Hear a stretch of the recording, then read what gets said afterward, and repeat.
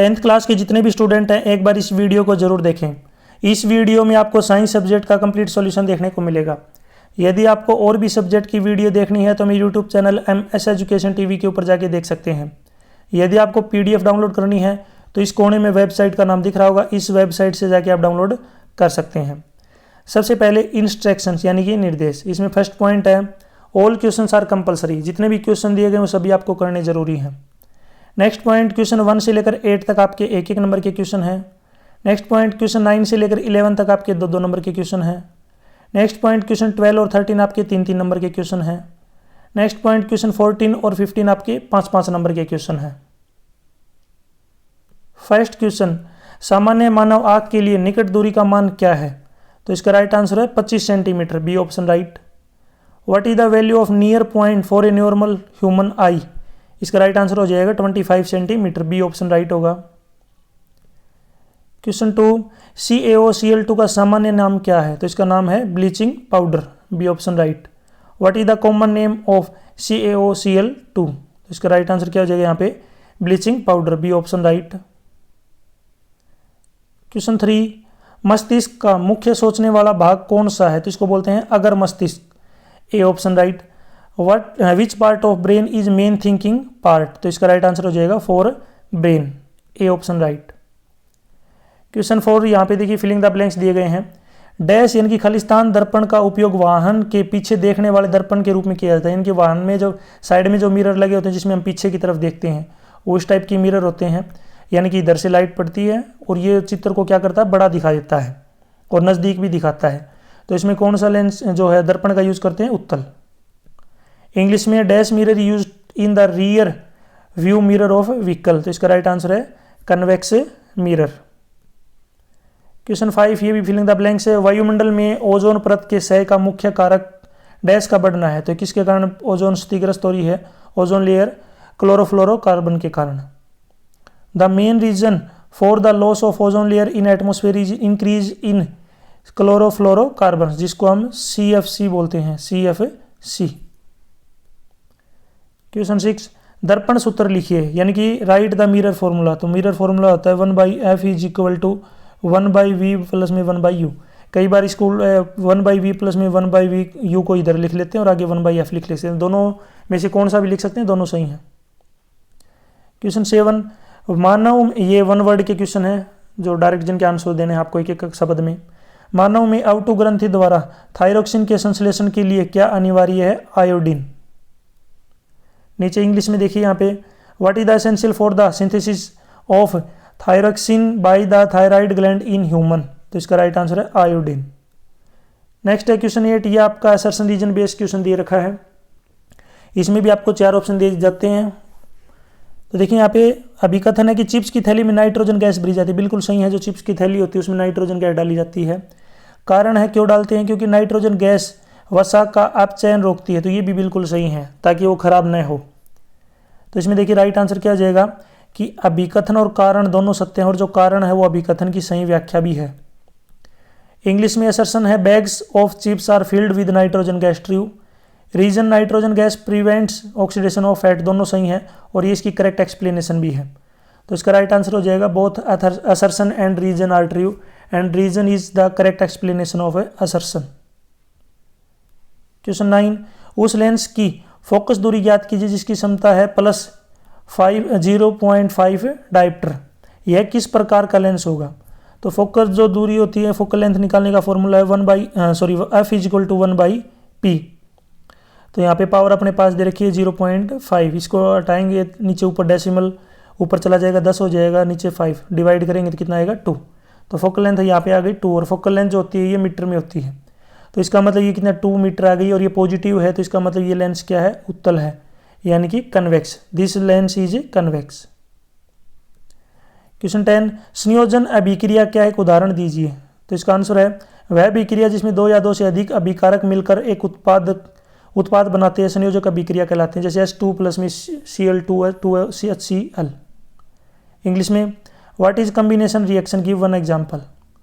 Answer है the reaction in which 2 और more reactants combine to form one product is called combination reaction. Example H2 plus Cl2 ये बनेगा 2H Cl। Next देखिए यहाँ पे question 11 दिया गया है, स्वपोषी और विषमपोषी पोषण के बीच आपको अंतर बताना है कि दोनों में क्या अंतर है। सबसे पहले देखिए स्वपोषी पोषण, वह पोषण की वह विधा जिसमें जीव अपना भोजन स्वयं तैयार करते हैं। विषमपोषी पोषण की वह विधा जिसमें जीव स्वयं अपना भोजन तैयार नहीं कर सकता, यानी किसी और के ऊपर डिपेंड रहता है, और ये फोटोसिंथेसिस की सहायता से अपना खुद भोजन बनाते हैं। Write the difference between autotrophic and heterotrophic nutrition. सबसे पहले देखिए autotrophic nutrition, the mode of nutrition in which the organism can prepare their own food. इस प्रोसेस को बोलते हैं फोटोसिंथेसिस। नेक्स्ट है heterotrophic nutrition, the mode of nutrition in which the organism does not prepare their food themself, और ये दूसरे जो plant होते हैं, जानवर होते हैं, उनके ऊपर डिपेंड करते हैं। क्वेश्चन 12, प्रकाश का परावर्तन क्या है, परावर्तन के नियम लिखो। तो इसका आंसर है, जब प्रकाश किसी पॉलिशदार तल पर गिरता है तो यह तल से टकरा कर प्रकाश उसी मध्य में लौट जाता है। इस प्रकार का घटना को प्रकाश का परावर्तन कहते हैं। यानी कि जैसे यहाँ पे एक इस प्रकार से मिरर है, यहाँ पे लाइट टकराएगी और वापस चली जाएगी उसी मीडियम में जहाँ से आई थी। यहाँ पे एक जो है परपेंडिकुलर यानी कि एक नॉर्मल बोलते हैं, इसको ही डाला जाता है। ये तो हो गया अपना जो है जिसको हम रिफ्लेक्शन बोलते हैं। एक होती है रिफ्रैक्शन, जिसमें एक मीडियम में लाइट आएगी, ये नॉर्मल है, अगर ऊपर रेयर है नीचे डेंसर है तो ये जो है थोड़ी सी मुड़ जाएगी, यानी कि वापस नहीं जाएगी, अगले मीडियम में एंटर कर जाएगी, इसको बोलते हैं रिफ्रैक्शन। इसके दो नियम है कि इसमें जो एंगल आई है वो आर के बराबर होगा, और जो आपतित किरण, परावर्तित किरण और अभिलंब तीनों एक ही तल में होंगे। इंग्लिश में देखिए यहाँ पे, what is reflection of light, write down the laws of reflection. Answer, when light falls on the smooth and polished surface, the light is returned to the same medium by hitting the surface. This phenomena is called reflection of light. इसमें क्या होगा, the angle of incidence and angle of reflection are equal. और next, incident ray, reflected ray and normals are all in same plane. ये सभी जो है कि plane में होंगे, जैसे यहाँ पे इंसिडेंटल रे आई, ये रिफ्लेक्टेड और ये सभी एक ही प्लेन में है कि पॉइंट के ऊपर आपको यहाँ पे दिख रहे हैं। नेक्स्ट है क्वेश्चन 13, चींटी के डंक में पाए जाने वाले अमल का नाम व रासायनिक सूत्र लिखें। चींटी के डंक से होने वाले दर्द से छुटकारा पाने का एक सामान्य तरीका भी बताएं, कौन सा सामान्य तरीका है। तो इसका देखिए, चींटी के डंक में जो है मिथेनोइक अमल यानी कि फॉर्मिक अमल पाया जाता है। इसका रासायनिक सूत्र है HCOOH, ये जो इसका रासायनिक सूत्र है। इससे राहत पाने के लिए कोई भी जो है उपलब्ध क्षारीय लवण, उदाहरण जैसे बेकिंग सोडा, इस प्रकार का जो है प्रयोग आप कर सकते हैं छुटकारा पाने के लिए दर्द से।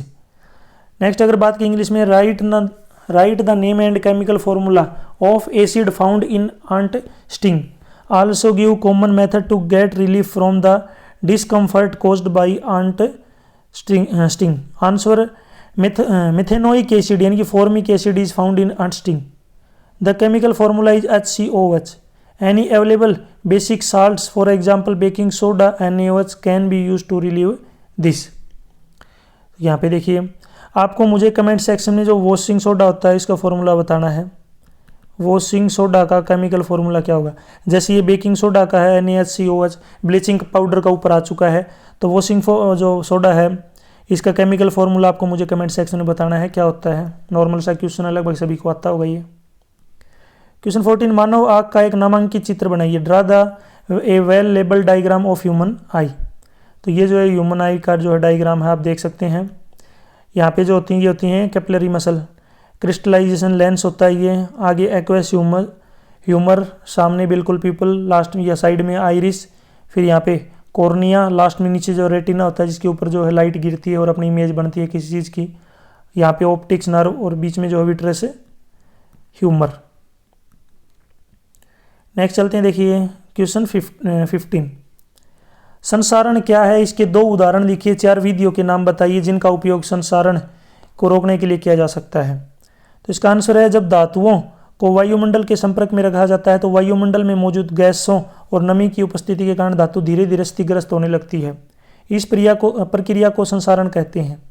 उदाहरण के लिए लोहे पर संसारण, चांदी का काला पड़ना, तांबे की सतह पर हरी परत का बनना। रोकथाम के तरीके क्या हैं, जो है पेंटिंग, तेल, ग्रीस लगाना, गैल्वेनाइजेशन यानी कि लोहे की वस्तु पर जिंक की कोटिंग करके, क्रोमियम कोटिंग जो है, एनोडाइजेशन मिश्र धातु बनाकर जंग को रोका जा सकता है। यहाँ पे देखिए इंग्लिश में what is corrosion, write its two example, name 4 method that can be use to prevent the corrosion.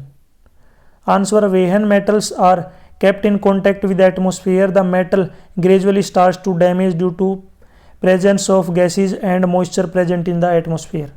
The process is called corrosion. Example, corrosion on iron, silver, blackening, formation of green layer on surface of copper. Method for prevent, corrosion can be prevented by painting, applying grease, oil, galvanization यानी कि coating iron object with zinc, chromium coating, anodization and alloying. यहाँ तक जो video अपनी complete हो चुकी है, video अच्छी लगी तो इसको लाइक करें, अपने दोस्तों के साथ इसको ज़रूर शेयर करें। यदि आपको और भी वीडियो देखनी है तो मेरे यूट्यूब चैनल के ऊपर जाके देख सकते हैं। आपको मुझे कमेंट सेक्शन में बताना है कि एक बच्चा है कोई भी, उसके सामने ब्लैक बोर्ड है और यहाँ पे बैठा है, ये चलो नोटबुक ले लेते हैं, यहाँ पे एक नोटबुक है और बच्चा जो उसको पढ़ रहा है, कोई भी एक स्टूडेंट है यहाँ पे इसको पढ़ रहा है, लेकिन उसको ये साफ नहीं दिख रहा। तो आपको बताना है वो कौन सी बीमारी से ग्रसित है, यानी कि उसको साफ नहीं दिख रहा है।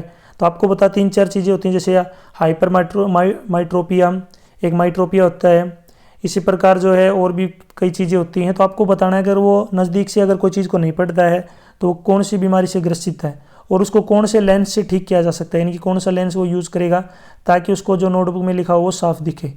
तो ये आंसर आप मुझे ज़रूर कमेंट सेक्शन में बताएंगे। और भी वीडियो देखनी है तो मेरे YouTube channel MS education TV के ऊपर जाके देख सकते हैं। यदि आपको PDF डाउनलोड करनी है तो डायरेक्ट गूगल के ऊपर टाइप कर सकते हैं www.mseducationtv.com। Thanks for watching.